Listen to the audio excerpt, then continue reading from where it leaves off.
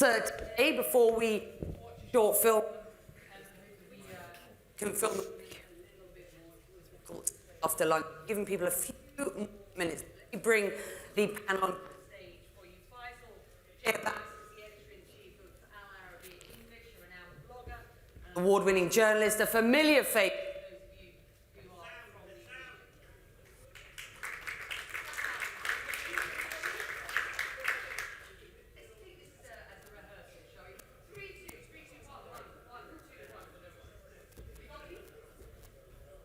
Excellent. Over there. Let's start again. Right. Good afternoon, everybody. I'm Becky Anderson, host of Connect the World with me, Becky Anderson. Thank you. As I say, as people come in, we are going to show a short film in a couple of minutes' time, so that will give more people a chance to come in. Faisal Abbas is the editor-in-chief of Arabiya English, the website, a renowned blogger, and award-winning journalist, a familiar face to those of you in the region. Applause, please, everybody. Ayman Safadi has been involved in Middle Eastern politics throughout this region and throughout his professional career. As a journalist, a public servant, and a politician, he has dealt with some of the region's most challenging issues. Currently CEO of Path Arabiya, which is a political and communications strategy group here in Abu Dhabi. Thank you, sir. Ahmed Shihab-Eldin is an Emmy-nominated journalist, and just let me describe him a little bit more. Self-proclaimed social media addict, in 2012 featured on the Forbes 30 under 30 list of young disruptors, innovators, and media entrepreneurs impatient to change the world. Are you still under 30? Yes, you are, aren't you? And finally, last but not least, Richard Allen joining us from Facebook today, joined in 2009, works in public policy in Europe, the Middle East and Africa, also in politics in the UK for a long period of time before that. So he is our man. I was going to say we're going to beat you up today, but I don't think we are going to beat you up. But we are talking today about social media, its transformative role through the Arab Spring and beyond, through what I've been calling on the show, and I hope this works for those of you who are from the region, from the Arab Spring through the Summer of Reckoning, because it has been an extraordinary time. I got here in March of this year, and it really, things haven't stopped so far as news is concerned. It's an incredibly important time. Social media playing an incredibly important role. So let's just dim the lights to begin with and show a short video, and then we'll carry on after that.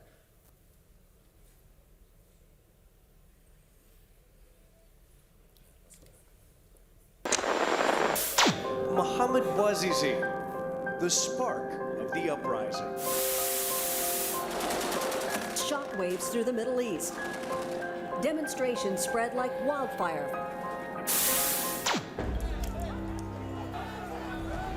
It's the beginning of a sea change in the Arab world. The decisive role social media had played in their uprising. I'll call it Revolution 2.0. We will die for our freedom! Facebook and Twitter to help mobilize the masses.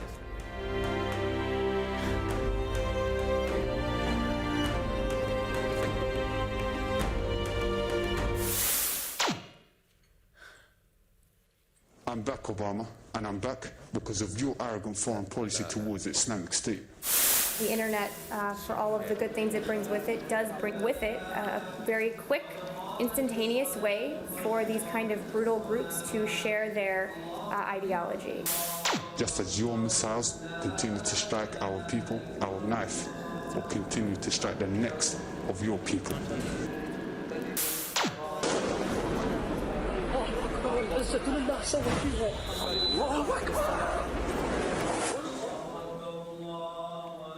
Our own security depends upon our willingness to do what it takes to defend this nation.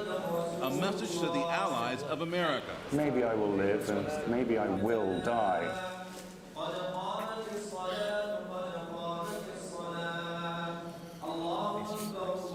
رحمة وأوسطه مغفرة وآخره من النيران.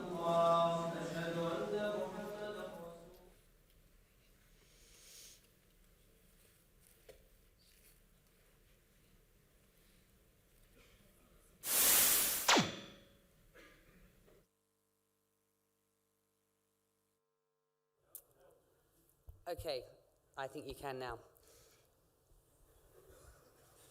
The last quote that we saw in that video was from the new head of British intelligence, who went on to accuse some US tech companies of being in denial about how their services or platforms are being misused by extremists in this region. In denial, strong language indeed, ladies and gentlemen, that I suggest at the very least was used to foster the sort of debate that we are gathered here today for.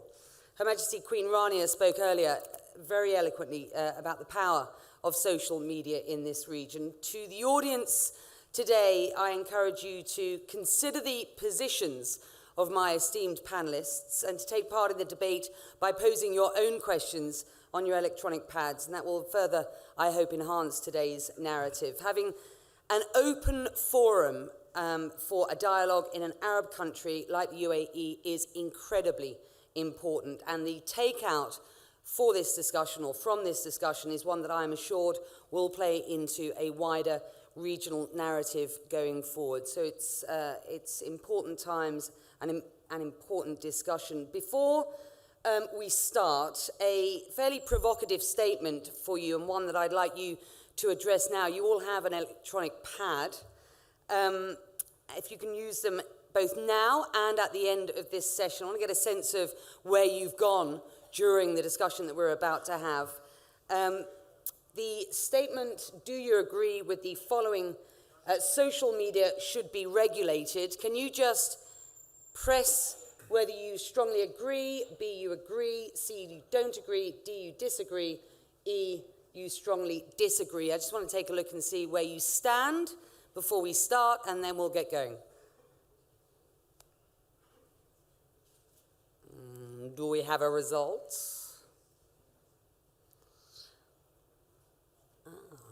Strongly disagree, 28. Disagree, slightly, 40%. We're looking at D there. So most of you, or 40% of you, say that you disagree that social media should be regulated. Right, okay, well that's something to consider as we get on with this debate. I've asked each of my panelists to firstly lay out their positions on the evolution of the role of social media from the Arab Spring through this year's Summer of Reckoning. In 3 minutes, they are on the clock, and to keep them to time, I've been loaned a familiar tool to those of you who are regular viewers of CNN. This belongs to my redoubtable colleague, Richard Quest, who assures me that it will keep the panel in check. So, Faisal, to you. Social media, a blessing or a curse, 3 minutes. Thank you, Becky, for the lovely introduction. It's quite an interesting topic. A blessing or a curse? I think the first thing we should accept that it is both. And further to Her Majesty's Queen Rania's fantastic speech this morning, I think if we don't act quickly, we are seeing it more and more becoming more a curse rather than a blessing. We've seen the video you've produced and you've showed us earlier. We've seen how social media has went from being the kind of hero of the Arab Spring to a tool used by extremist terrorist groups such as ISIS. And I think since we have 3 minutes, I'll take a few seconds just to give a kind of interesting historical context. Extremists were always the first to condemn technology and always end up being the people using it the best out of everybody.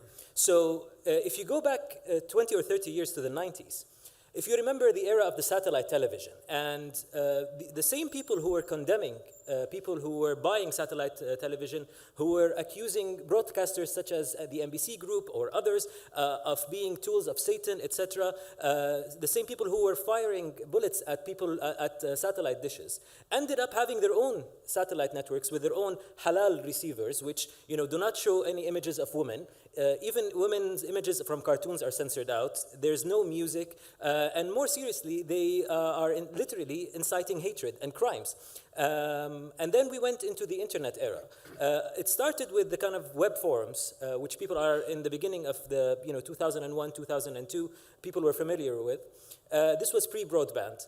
And then the evolution, well, of course, these terrorist groups were condemning the use of internet, again, tools of Satan, issuing fatwas that these are haram. And then they ended up using it better than everybody else, which brings us to the point where we are today. Unfortunately, with the kind of byproduct of having broadband, of the accessibility that we all now enjoy, which meant inevitably that people can both produce content and have access to content like never before. The byproduct of this was what we're witnessing to say. Whereas, you know, it has always been the media which kind of helped shape how things are being done. It used to be people trusted traditional media outlets such as newspapers and news channels. There were a few bad apples, those who find, you know, Bin Laden tapes underneath trees. Some channels out there used to do that back in the day. But mostly, people trusted the media because they had, these institutions had boards of trustees, they had editorial boards to do the right thing. Now, what's happening is that these groups are surpassing these filters and going straight to the end user using platforms such as Facebook, such as YouTube, such as Twitter, all sorts of social media.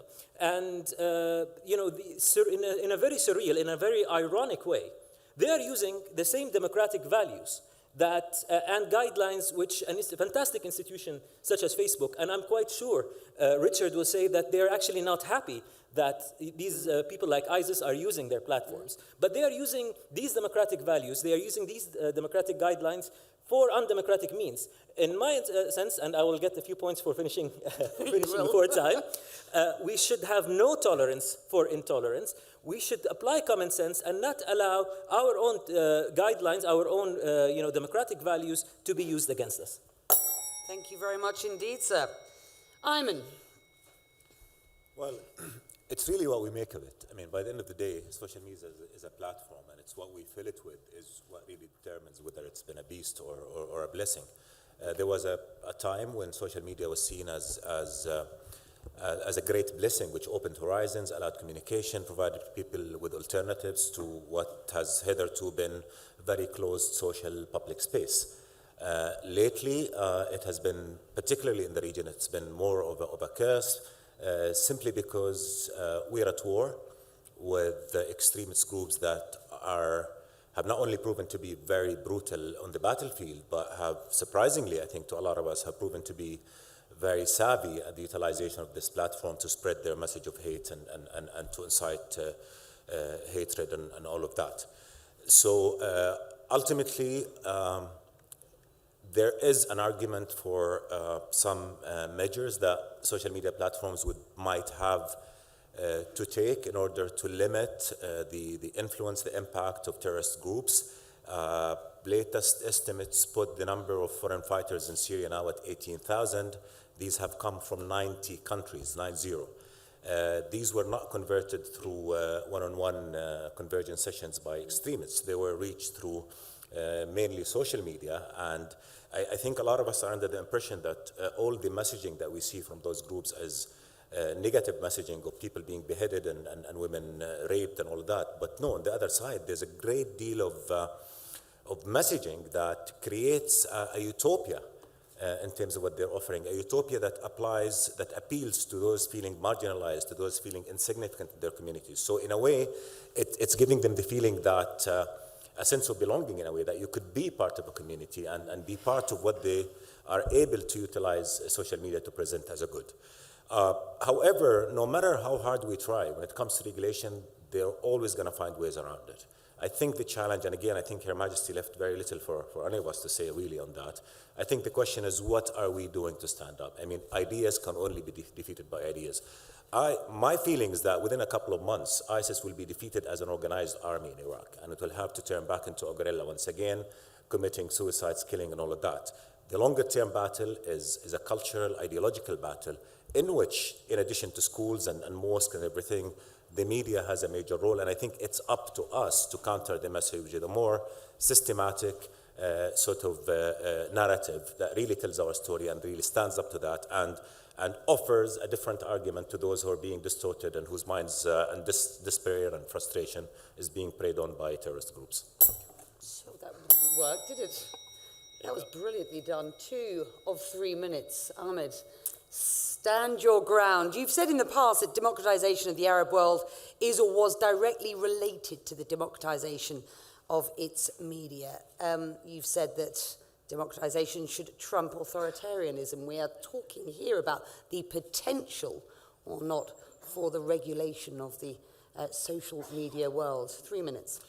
Well, I'll admit at first that I'm slightly biased because I am a young, well, I was young. I guess now I'm 30, so I'm old. But judging by conventional standards, perhaps I'm still young. So I'm biased because as a journalist and as a working journalist, what's always motivated me is to challenge conventional norms, to challenge the misrepresentations of the media. And for the Arab world, many of my friends here in the Arab world feel misrepresented, not only by mainstream media in the West, by their own governments. They feel a disconnect. They feel as though they haven't been heard. They feel like they don't have a seat at the table. And what I think social media has accomplished is it's challenged not only mainstream media and the way in which stories have been told, it's completely changed the dynamic of how information is spread across borders, across cultures, across languages, and I see that to be a positive force. Now, to take a step back and perhaps deconstruct the question initially, which was, is social media a blessing or a curse? Or in other words, is it good or bad? Well, you could also ask the same question in a different way. Is humanity good or bad? Now, how did I get there? Well, social media to me is very much, if we listen to the words of Her Majesty Queen Rania, a reflection of our humanity. It has enabled us to tell our own stories, particularly in a region where we have been misrepresented, where certain stories are taboo, where self-censorship has been on the rise, where authoritarianism has been on the rise for decades. And so, with a population in the Arab world of 70% of the population being under the age of 29, what social media has accomplished hasn't caused these revolutions, but it has forever changed the way in which we understand our differences, our similarities, our commonalities. And I said I was biased earlier because, I'm originally Palestinian. My parents were both born there. I'm Kuwaiti. I grew up in Egypt. I'm American as well. I grew up in Austria. So for me, borders and cultures, we're almost out of time, have never made sense to me. So the all-encompassing kind of statement I would say is, to say whether it's a blessing or a curse, I think is very deductive and doesn't really address the question at hand. Thank you very much indeed for that. Malcolm Gladwell, you will agree with, I think, a prominent critic of cyber utopianism has pointed out that revolutions have been taking place for centuries before Mark Zuckerberg launched Facebook. You have 3 minutes, sir. What is Facebook's position? You talk to a certain extent as well to the wider industry today as a representative. Thanks. I think I'll probably start where Ahmed left off, really thinking about what are the core characteristics of social media that mean we're debating it here today. And there are really three, I think, that stand out for me. The first is that it's made publishing cheap and easy and accessible to everyone. It's democratized publishing. Prior to social media, you had to own a TV station or a newspaper or use very clunky and expensive technology to get your message out there. So we've lowered the barriers to publishing for everyone. The second thing is that typically it works to a global set of rules. And it's wrong to say it's unregulated. Actually, working within the company, we're governed by a lot of regulation, but it's not governed by any single country's regulation. It's a mix of different regulatory requirements we have on us as a global social media company. And the third is that the editorializing, if you like, the recommendations come from your social group, not from some central controlling editor. So those are the characteristics. In terms of political movements, I completely agree with Malcolm Gladwell's comments, and we've been really clear. Facebook has never caused a revolution. No one should thank Facebook for causing a revolution. Political change is caused by ordinary and extraordinary people who have a strong sense of a political motivation getting together and organizing something. The characteristics of social media mean that it may be a tool that can be useful to them in that organization. But there are plenty of places that have lots of social media and no political pressure from ordinary people where nothing happens. And there are plenty of places where something happens, but they've got very little social media. So we shouldn't connect the two. Political change happens because people want political change. Social media may be a tool that is useful when people are trying to communicate with each other. On the negative side of the equation, the curse part, again, those characteristics do come into play. We have reduced the barriers for everyone to communicate, including bad people. And so they can get onto platforms, they can post content. But I think we need to keep it in perspective. I have never seen any content ever in my newsfeed that praises terrorism. And I don't know if anyone here has that daily experience of people using Facebook and other social media.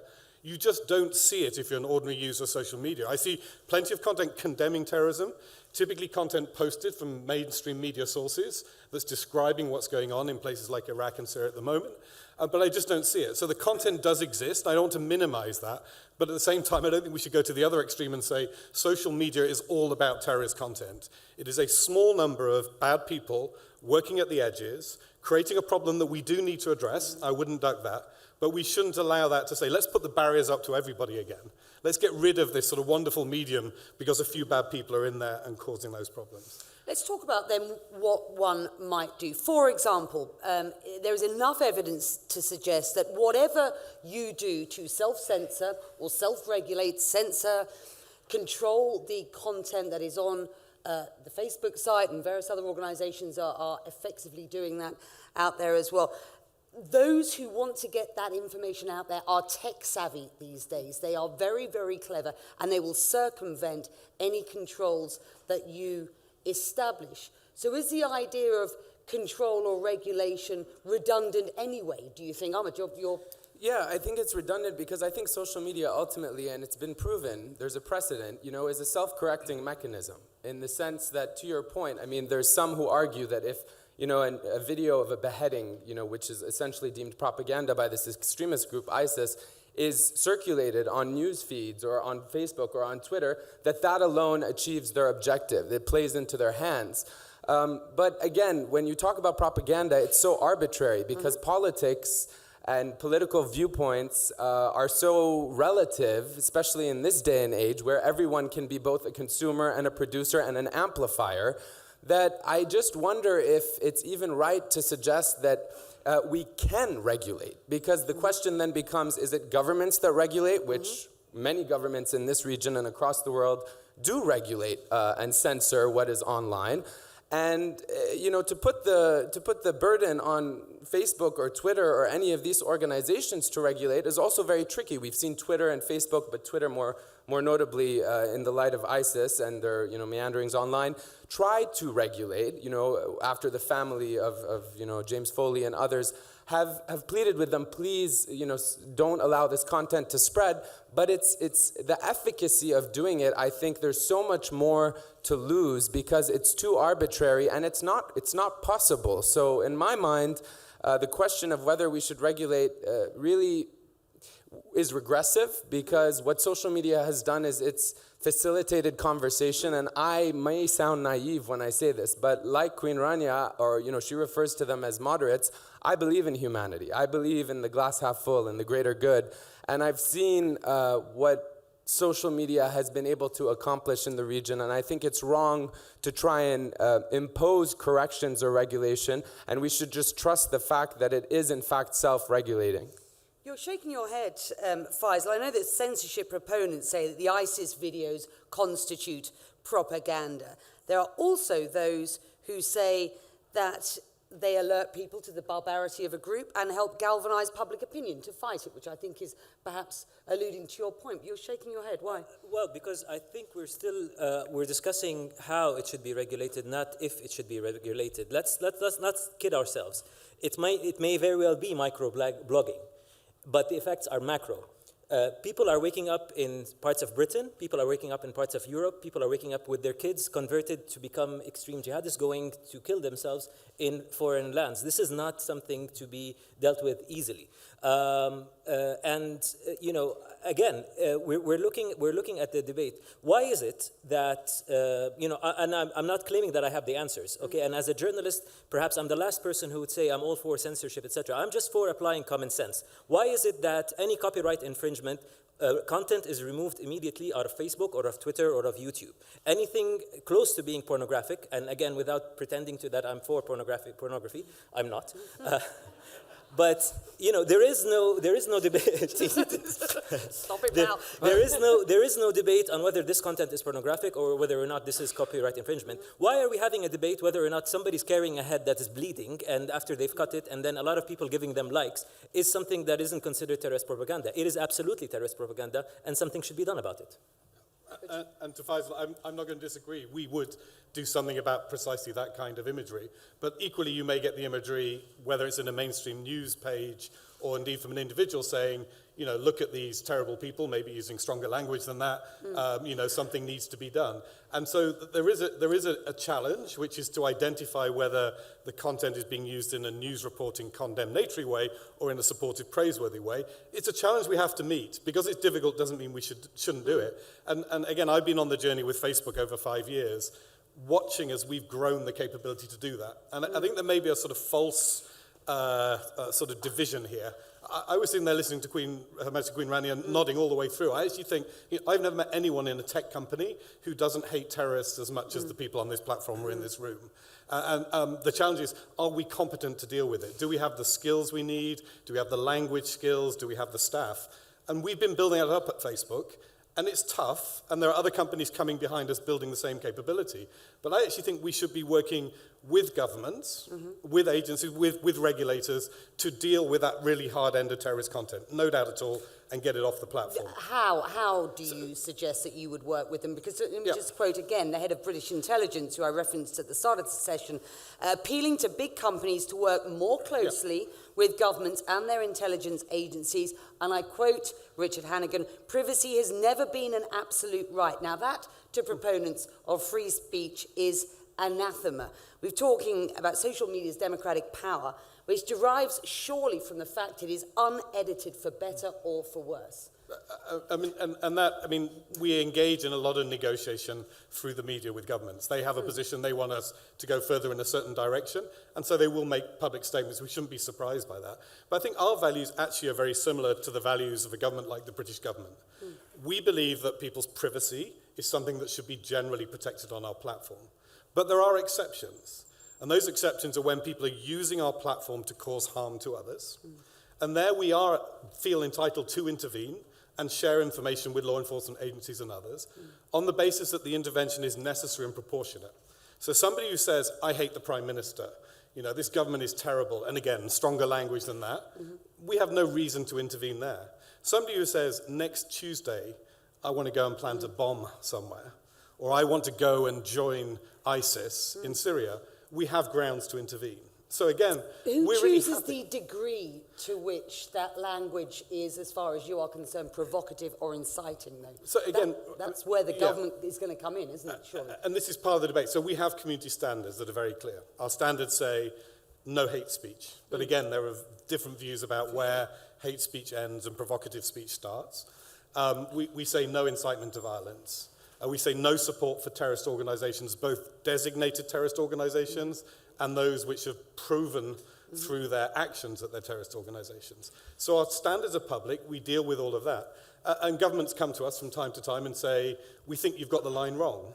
And again, we're happy to engage in that debate, but it has to take place as well on a global basis. It's very hard to do it individually, but governments around the world will come and speak to us about those lines, and we should have those debates as a responsible platform. I'm going to go on very quickly, because I just quickly want to say, when you talk about like the recruitment, and ISIS being able to recruit and use this as propaganda, and you have lone wolf people who are vulnerable and they join the fight, and this is why the reason they join the fight is because they see these videos that are very highly produced, and that's where we should change things. I think the change should come from civil society, from countries, from governments, from the education system. And the reason I say this is that, there's a perception, I don't know if you know this, in the US, I've worked in the mainstream media in the US for a decade now, that most Muslims are either terrorist or violent prone or what have you. And I think that it's not right to try and limit or contain a social phenomenon such as social media that's able to provide context, provide nuance to the way that stories are told, because I think ISIS, for as much as it might recruit several thousand people. It's angering millions of Muslims who are moderate and like-minded individuals across the world. It's angering them to fight back against them rather than necessarily, like, you know, which effect is more profound? You know, maybe they're doing themselves a disservice in the long run, which is what I think you were saying, eventually very soon, that ISIS will be defeated on the ground. And I think it's already happening in the public's perceptions of what ISIS is doing.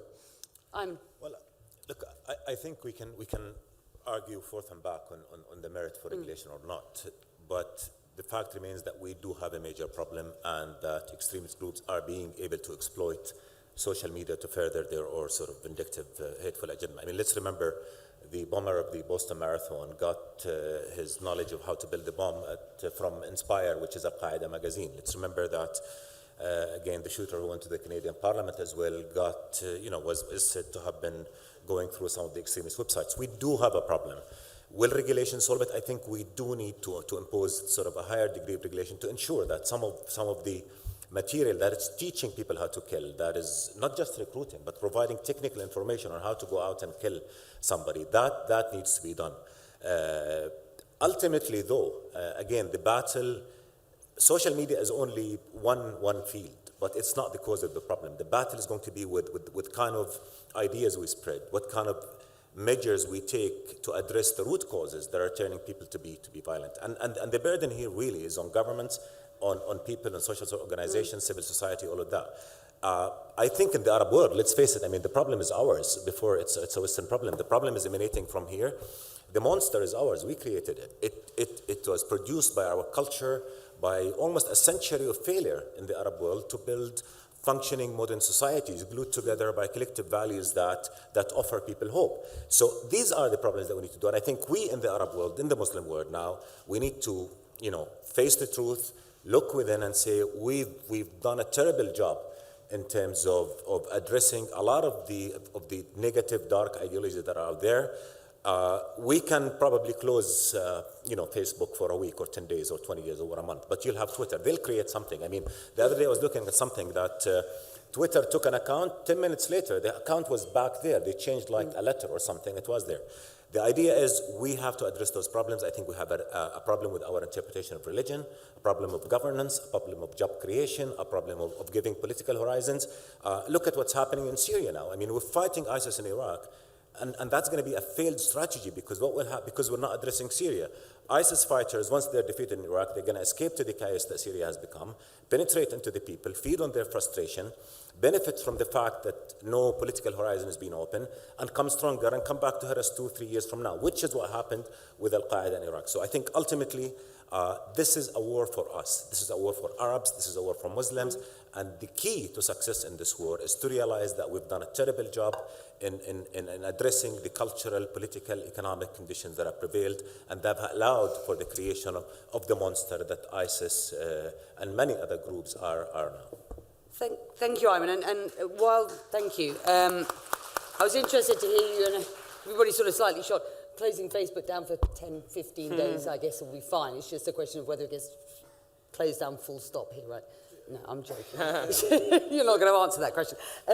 Listen, I mean, is there a concern for a company like Facebook that if the situation continues as it is and the idea that ISIS is using social media for its own propaganda and that is a winning strategy, that there is a fear? Do you have a fear as an organization that you'll get closed down? We already had a period where the Iraqi authorities blocked access to our service, and from our point of view, that's regrettable. I mean, no service wants to be blocked, but it also meant that ordinary Iraqi citizens who use a platform like ours to let family and friends know they're safe at a time of danger can't do that. So it's hugely disruptive and damaging to people's lives. There was an issue there around types of content they wanted to be dealt with. And so our message again to the Iraqi authorities or to any other government is, look, if there are particular types of content you don't think we're dealing with, then please talk to us about that before flicking the switch. Flicking the switch is probably not the answer. And we talk about the kind of world we want. I mean, a phrase stuck in my head from Her Majesty Queen Rania's speech where she said, people join an organization like ISIS because they think they're going on to the set of a Hollywood movie. And if I think where social media has a role to play, it's that when somebody has that incredibly naive, ridiculous idea about what these organizations represent, that when they post something that expresses that kind of viewpoint, that 100 other people come back and say, it's not the set of a Hollywood movie.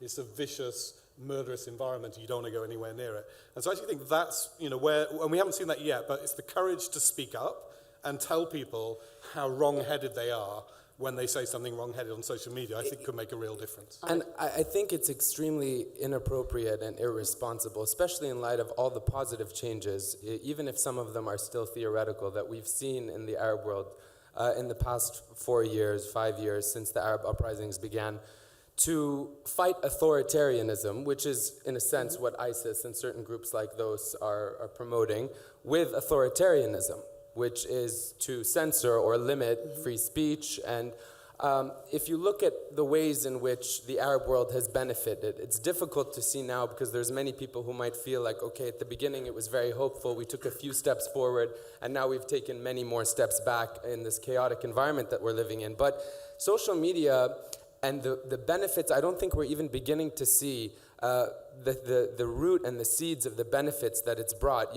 Forcing a real conversation in the Arab world where we air our dirty laundry, where we do look inwards, where we don't simply blame the West or blame colonialists. The reason I bring this up is because if you think about it, historically in the Arab world, before social media, governments and the media, which take cues from each other in any society, have long allowed for criticism of the West or criticism of Western leaders or of historical hierarchies that have led us. We often blame the West, and no one is going to go to jail in any of the Arab countries for blaming Obama or Bush for the Iraq war. And while speaking of Iraq, can't videos of war in Iraq or Israeli videos of drones or what have you also be constituted as violence or incitement or propaganda?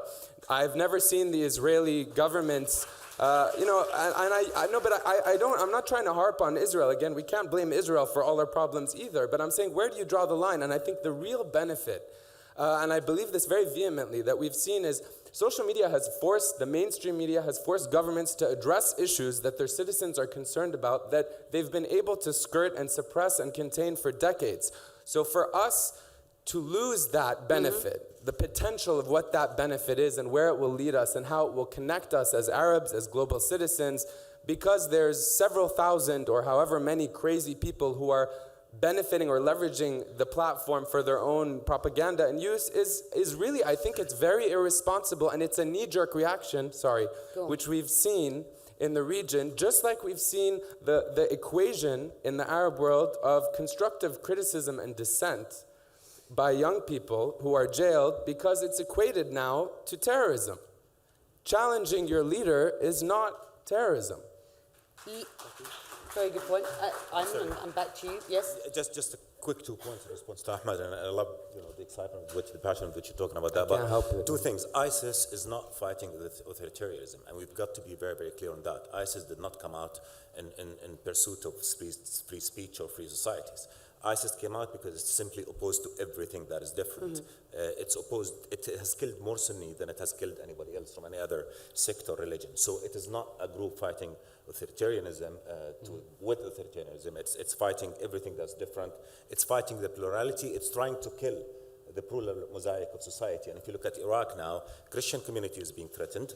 Yazidis has almost been annihilated. So we're going to reduce the Arab world. I don't think Ahmed was arguing against that. No, I don't because he said you were fighting that. But I just want to clarify.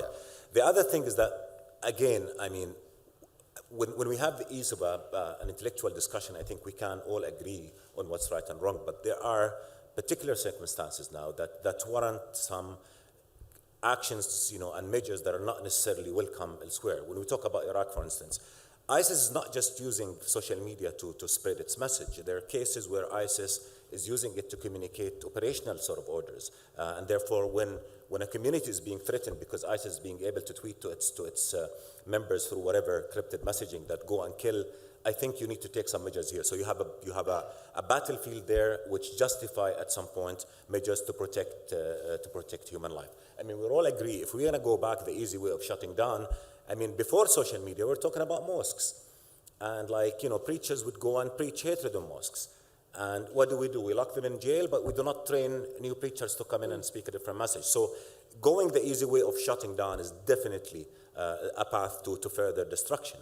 But at times of war, at times when people's lives are being threatened, when countries are being destroyed, I think we need to allow for some measures that would ultimately save us and save our lives, and hence is my argument. And I think you would subscribe to that, because there have been cases when you've been approached by governments and told that there is a danger out there, help us, and you did. I mean, let me stop you for a minute. I know that you want to come in, but we've got a whole load of questions coming in, and I just want to, or statements and questions coming in. One of the questions, so Richard, perhaps you'd like to take this one, but who regulates, if we were talking about self-regulation, as you've suggested that the industry is across at the moment, who regulates what content Facebook, Twitter, etc. regulates? There's been precedent of bias in the past. Freedom of speech is not selective. People can report photos, posts, and therefore regulate their feeds without top-down authoritarianism as an opinion.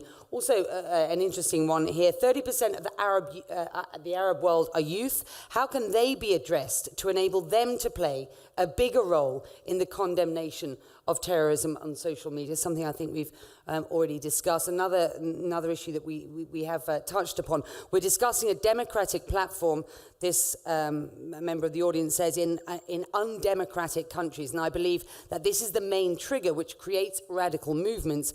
Addressed to all, that statement, but mostly to you, Shihab, apparently. That's what this person has said here. Is this debate on whether or not to regulate social media due to the fact that a terrorist and criminal organization such as ISIS is using social media in a brilliant way for its bloody propaganda, or are we talking about more than that? And I guess one of the questions that begs is the sort of veil of ISIS propaganda or extremist violence propaganda and content online to be used by governments in the future to legitimize any further sense of censorship or blocking of platforms or the regulation of tech companies in and of themselves. Richard. Wow. So where does our regulation come from? I'll take that one, and then I'm sure others will answer the rest. So there is a host of regulation that applies to any internet company. Faisal already referred to things like copyright law. Copyright law is enforceable in a lot of different places. We also, so Facebook operates the service in this region from our headquarters operation in Ireland. We're subject to European data protection rules, so the way in which we manage your personal data is subject to regulation. There's also regulation, for example, on child abuse imagery, which is pretty much global and universal. And if you have that material hosted on your servers, you have very specific legal responsibilities of how to deal with it. So there's a bunch of global regulation which is more or less applied globally to companies like ours.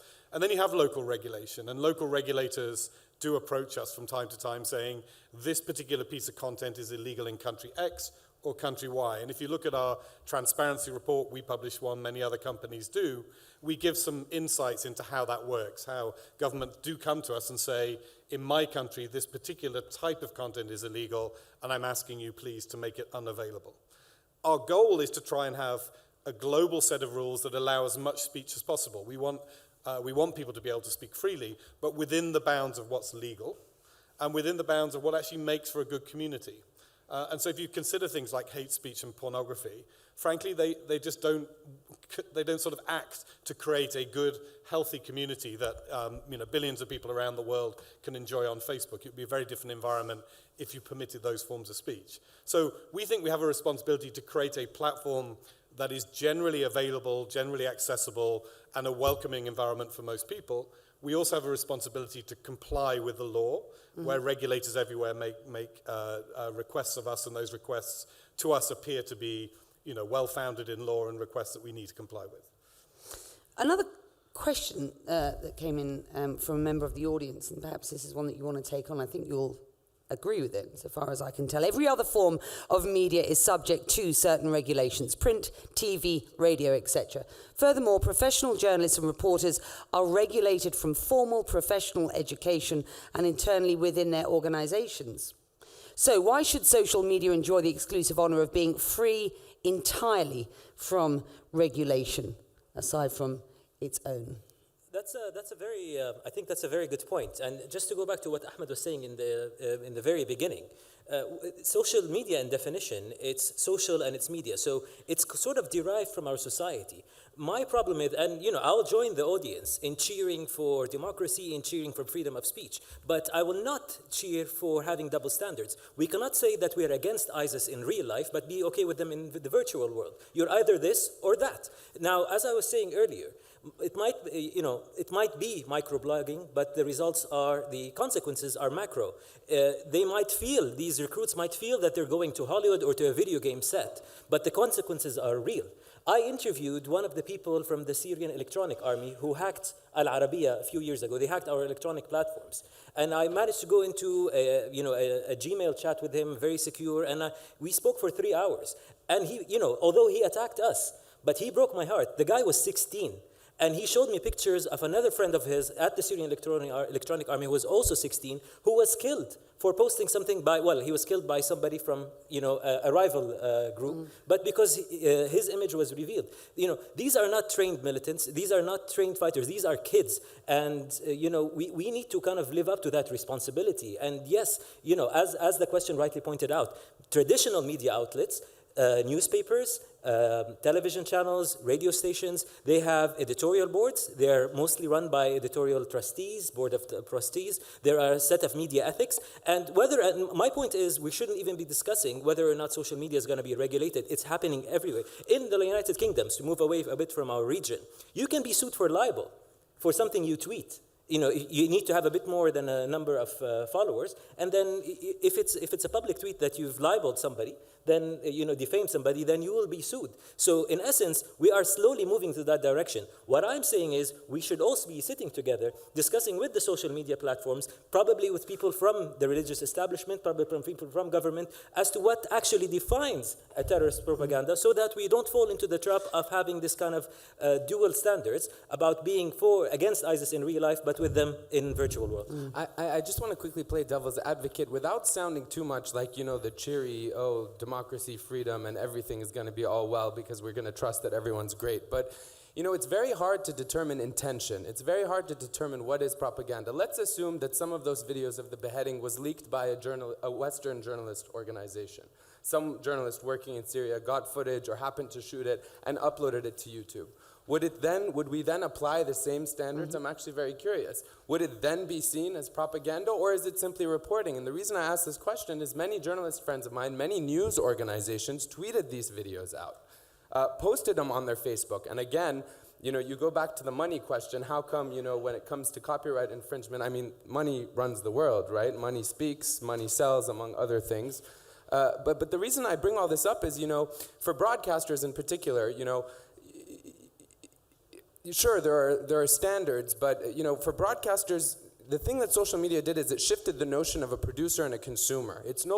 Media is no longer consumed passively. But when you're on TV, and you're presenting something, you make editorial choices, which is why you have those responsibilities, and there are those ethics and codes of ethics, and there are consequences when you violate them. But no one is forcing you to look at your Twitter feed. It's a choice you make, the people you choose to follow. And so I think, again, it's just, there's a distinction that needs to be made between, broadcasters and individuals who on their own accord are going to pursue or look at information and whether they choose to share it or not. Sorry, Richard and then Richard. To pick up on that, our rules are very clear that you are responsible for what you post. And there is both a sort of practical and in principle rationale for that. The practical one is frankly, if you did treat the platforms as though they were, a newspaper with editorial control of all of the content, they just couldn't exist. We heard the figure earlier, it was 100 hours of video uploaded to YouTube every minute. No TV station could review 100 hours of video every minute. It's just not practical. We can't review all of the content that's posted on our platform. That's the practical one. But the principal one is also there. We don't want people to believe things are different in the virtual world from the real world. We want people to understand that they are responsible for what they post, and if they break the law, they should be prosecuted. That's not, we're not going to stand between them and the authorities if there is an issue with the stuff that they're posting, that they're carrying out criminal acts through our platform. So we want people to understand that they're responsible for what they post. So you can't, when you talk about regulating social media, if what you mean is every single individual must have all of the responsibilities of a traditional media platform, then social media can't exist that way. Individuals will have to check with their lawyers before they can post a piece of content and so on. That's also not going to work. So we do need a new environment within which individuals are responsible for what they post. They understand that responsibility, but they can do that in a way that doesn't require them to have the full kind of battery of an editorial team behind them. And I think in most cases, if we're honest, that's what's happening. We have 1.35 billion people using our platform, and the vast majority of them on a daily basis post content that is perfectly acceptable to everyone else. They don't break any laws, they don't break our rules, they carry on as normal. It's the small minority that we do have to deal with, we're not ducking away from, but again, let's not sort of create a standard for everyone that is in response to the actions of a small minority, if by creating that standard, we then ruin the thing that we've created. I think the problem is that the question is, we have social media now. It's a beast or a blessing, whatever you want to call it, but it's just beyond control. Even those who created it cannot control it anymore. Yes, I think there is room for some regulations that would prevent certain content, because we know it's going to have a direct negative impact in terms of violence or whatever. But the thing is, I'm not even sure that Facebook has the capacity to monitor everything that goes there. I don't know if they speak all the languages in which people are posting, the local dialects that people are using. I just cannot trust that they have that capacity. They do not. But again, I think ultimately we've got to differentiate between dealing with a crisis, a specific situation, and a general kind of situation. In a crisis, when you're fighting a war, some measures, again, are justified. Would it solve the problem? Definitely it would not. Facebook is not just a platform. As you said, it's become a publication now. Everybody can have its own newspaper. YouTube, again, it's a TV. But if we look at the numbers, in the long term, TV is still the most potent media out there. People still rely on traditional media more than they do on social media. And when they want to get news that they know have gone through the filtering professional process of verifying what's right and wrong.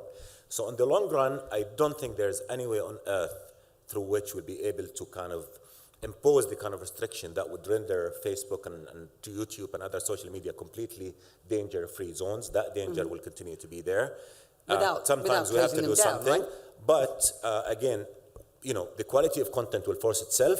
Those who are trying to abuse social media to hurt all of us, we all need to figure out ways of how we stand up to them. But again, I think, once again, the most potent way is to put a message out there that's able to convince a frustrated 18-year-old Jordanian who's not having a job, or a Muslim immigrant in London who feels completely estranged in his community.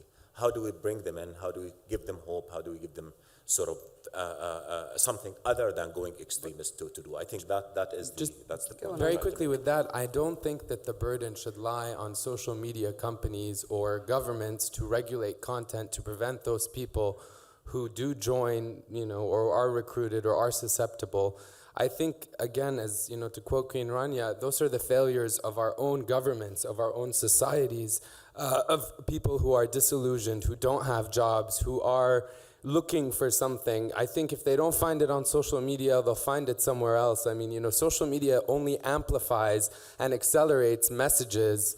It doesn't, just like it didn't cause the revolutions, it's not on its own causing people to go and join these groups.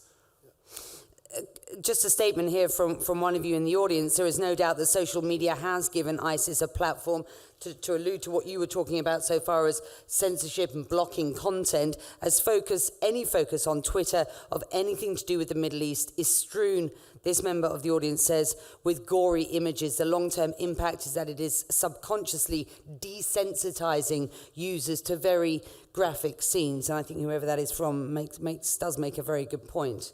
You've got your hand up over there. Is that because you want to ask a question? Oh, we do have microphones now. Go on. The old-fashioned way. Go on.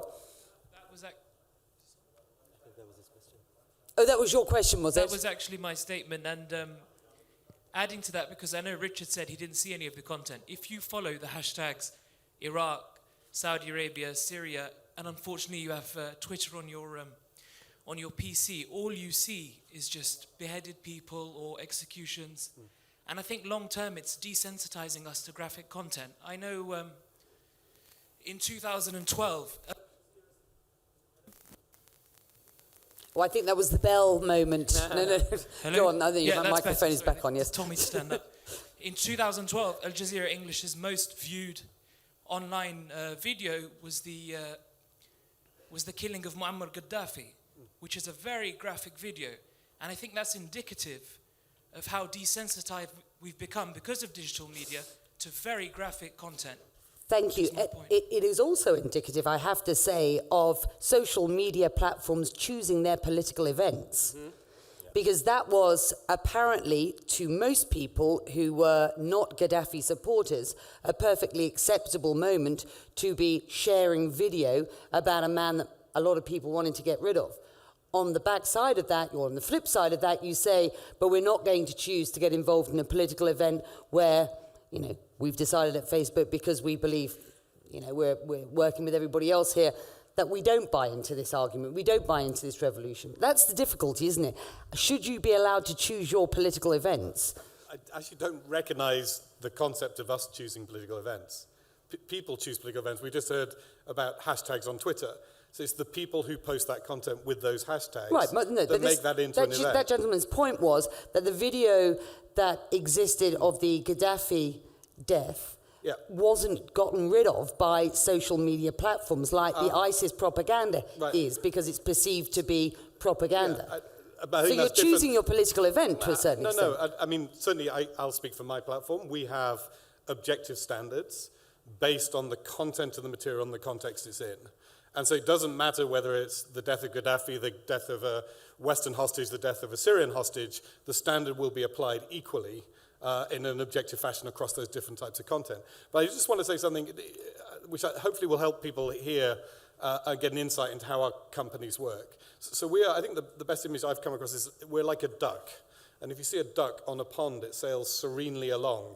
But underneath the duck, the feet are going like this constantly, and the duck occasionally changes course. And that's really what it's like to be inside our companies. We have a particular set of standards that we promote at a particular time, but we're constantly debating whether those standards are right. And we're debating it actually from a moral viewpoint that I think most people in this room would recognize. So we've had debates, I didn't answer your question earlier, Ahmed, about content for news organizations. We have debates, for example, about designated terrorist organizations. So an organization like Hezbollah, has been designated a terrorist organization. Does our standard say you can write about Hezbollah if you recognize that and condemn it? Does it say you can write about Hezbollah in a neutral fashion? Does it say you can write about Hezbollah in a praiseworthy fashion as long as it's about their politics, not their military actions? Or does it allow you to say you can talk about the military actions? Those are the kind of things that we have to debate in order precisely to have these objective standards. And so we see content coming in. We see ISIS content coming in now, and we are trying to make those judgments so that people who are genuinely sharing content about ISIS to encourage other people to oppose ISIS can continue to do so, that news reports can flow, but people who are posting that content in order to recruit others to support it or gain any other kind of material support for that organization, that comes down. Those are really hard judgments. But it's very difficult to determine what someone's intention is in releasing a video, whether it's a Syrian activist in Homs or what have you. And that's a very good point. Yeah. Yes. But I just want to, sort of make a point to Richard here is that, fine, we all agree that it's impossible to regulate. But then again, YouTube and everybody, you're becoming a major player. They're really shaping events. Who determines what is okay and what's not okay? I mean, do we leave it to your board? Your board is, why would your board represent, what I think is right and wrong? Who determines what's terrorist or not? You mentioned Hezbollah. Hezbollah is to, in certain eyes, is a terrorist group, but to others it's not. From an Arab perspective, maybe some of the hardliners and Israelis are terrorist groups, and you don't see them as terrorist groups, so you don't post on Hezbollah and you post and you allow those Israeli groups to post, for instance. So my question is, I think, we're going to be grappling with this issue for a long time to come, but ultimately I think the debate probably should be is to what extent it should be left in your hands and to your judgment, given that, you're not democratically representative of the communities that you serve. So why would I trust you with making the decision? Could we probably, instead of regulating and not regulating, expand the question to be put in a way, should we sort of look at broader groups that would disable? And would you commit publicly, transparently, as to who tell you who's terrorist and not, and therefore, if America comes and says, we're very powerful, and America comes and says, stop it, are you more likely to listen to America than you're likely to listen to Jordan, for instance? Well, Facebook's an American company. Should be said. But regardless, it most of the big tech companies are. Wouldn't there be more jurisdiction for Facebook? So who will decide? Who will determine, and who is your point of reference actually legally? Is it American law, international law, or anybody else? It must be. Can I just say something? It must be, to your point. To kind of answer all these questions at once. Just to be fair, we should not forget that what we saw in the very beginning about Facebook in the beginning, and I have to say, Richard here is taking the blame for Facebook and other social media. Well, we said he would. So bless you. Let's not forget that it's the same, Facebook is the same platform that we saw the fantastic Egyptian youth planning to kind of clean up Tahrir Square after the revolution using the same platform. I want to go back to the point that I said in the very beginning. Extremists start by condemning technology or condemning a new platform, but then they hijack it and use it better than everybody else. And I think this is just the reality that we need to address. Nobody's saying Facebook or Twitter or any social media platform is an evil tool. Ahmed said it right in the beginning. It's how we use it. But I think, Richard, what I think everybody here on the panel is trying to say is perhaps it's now the time to actually sit and have a discussion about it. And perhaps the one thing about this forum is that it perhaps provides this platform to have this discussion. And I think you make a very, very good point. And shall we, with 2 minutes to go, this has been incredibly lively, guys. Thank you very much indeed. I hope you've enjoyed it as well, audience. With 2 minutes to go, I know it's perhaps a question that we've moved away from during this panel, but let's just take a look and see if you will use your event pads and just take a look once again at the statement, social media should be regulated, a loaded statement. I promise you I didn't write it. Do you agree with the following statement, perhaps? Social media should be regulated. A, strongly agree. B, agree. C, don't know. D, disagree. E, strongly disagree. As you're just voting there. Social media intrinsically connected to events in the modern Middle East in good times and in bad was how we marketed this panel today. During the events of the Arab Spring, we witnessed how the transformative power of social media platforms helped unleash movements, as you have rightly pointed out, that forever changed the regional status quo. Nearly 4 years later, the collective and interactive qualities of social media are once again being employed in environments by people that perhaps we would treat as with a more regressive message than a progressive one. But there we go. That's an interesting result to what we've been discussing today. Just a few less than at the beginning suggested that they disagree, and some more, and I won't say a considerable amount more, but strongly agree that social media should be regulated. And we're looking there in the middle at a cohort of 18%, 1 in 5 of you suggesting that you agree. This has been absolutely fascinating. Thank you very much indeed to my panel and to you, the audience, for coming back from lunch. Thank you.